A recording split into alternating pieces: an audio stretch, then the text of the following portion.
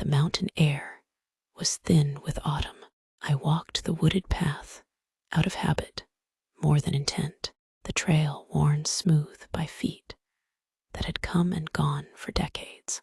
On the left, an old home place sagged into itself, a barn leaning like a tired sentinel, a small doorless cabin with cracked windows like blind eyes, and an old rusted car, half swallowed by weeds and time. The world smelled of fallen leaves and damp earth. As the path curved away from the house, the air charged, the temperature dropped, the normal chorus of birds and wind fading.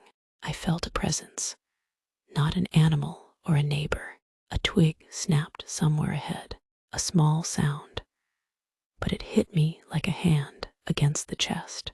A lump rose in my throat, and I froze. I scanned the trees, calling on protection in my mind, knowing the words themselves could lift a shield.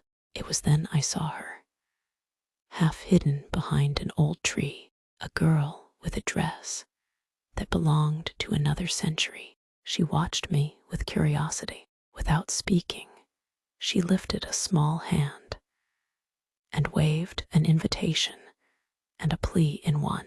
My feet found courage under the shelter of that quiet prayer, and I walked toward her. "I'll come," I said, though the sound of my own voice surprised me. She smiled and simply said, "Follow me." Just off the path, the earth tilted, and there they were, unadorned mounds, the kind of graves that wear no names and gather moss like quiet. Other figures rose, young girls, small with sorrow-sketched faces and unfinished stories.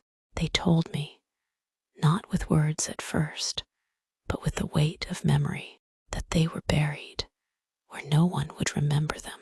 They were loved once. The threads of that love frayed and tangled into hurt, and that hurt had kept them earthbound.